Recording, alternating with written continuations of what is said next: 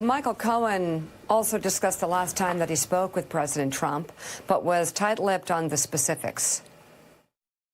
When was the last communication with President Trump or someone acting on his behalf? I don't have the specific date, but it was a while ago. Okay. Do you have a general time frame?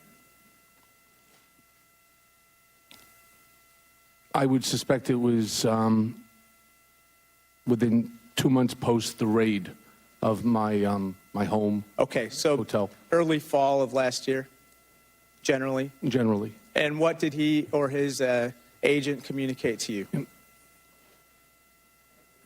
Unfortunately, this topic is actually something that's being investigated right now by the Southern District of New York, and I've been asked by them not to discuss and not to talk about these issues. Okay, joining us now, the lawmaker who asked that question, Democratic Congressman Raja Krishnamoorthi of Illinois. In addition to yesterday's oversight proceedings, the congressman will also participate in today's closed-door hearing with Cohen before the House Intelligence Committee. Let's get back to your question, Congressman. Why do you think that Michael Cohen couldn't reveal the details of that final conversation? Well, I think that, as he said, the feds in the Southern District of New York asked him not to. And then I asked a subsequent question, which I think might be related to it, but we don't know for sure. I basically said, is there any misconduct or illegality that you're aware of regarding Donald Trump that we haven't discussed today? And he said, yes. And then I said, what is it? And he said, again, I can't discuss it because of what the Southern District of New York prosecutors have instructed me about this. Congressman, it's Willie Geist. You said after the hearing yesterday that you found Michael Cohen to be a credible witness. Obviously, the thrust of the Republican argument in that room yesterday was that he's not a credible witness for the fact that he's lied to Congress before. Why did you find him this time credible when he clearly wasn't and admitted to not being honest last time? I think that his statements were largely consistent with his testimony and other statements he's made. They were specific, and then just his demeanor and the way he said what he said suggested to me that he was credible. I mean, if there's anybody that knows the consequences of lying to Congress, that's Michael Cohen, because he's in part going to prison because he lied to Congress, and he knows the consequences in terms of months and years at this point.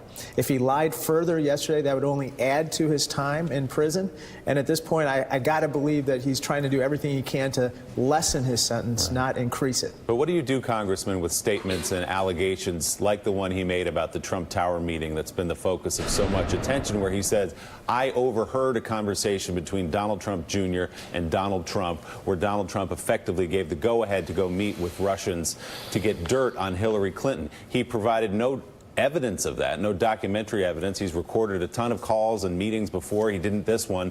Donald Trump come out and said that's preposterous, that just didn't happen. So how do you weigh those things when Michael Cohen makes that allegation?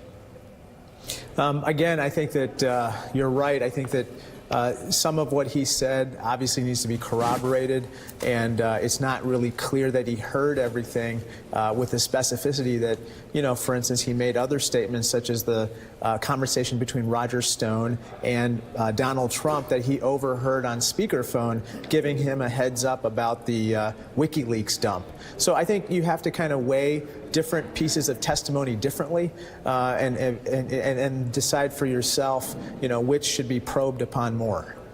Congressman, the committee and Michael Cohen said they would avoid things involved in the Mueller probe. Then Michael Cohen testified about Roger Stone calling Donald Trump to give him a heads up about the WikiLeaks email dumps, which is the heart of the Mueller probe. How do you explain that? Well, as you know, you sometimes can't control witnesses. He presented this in his testimony originally, and so then I believe that it became, you know, something that the committee wanted to ask about more. I think that today, obviously, we're going to get into a lot more detail in closed session in a classified setting with the House Intelligence Committee.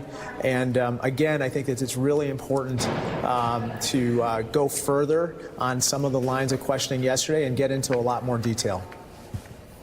All right, Congressman Raja Krishnamoorthi, thank you very much for Thank you. being on the show this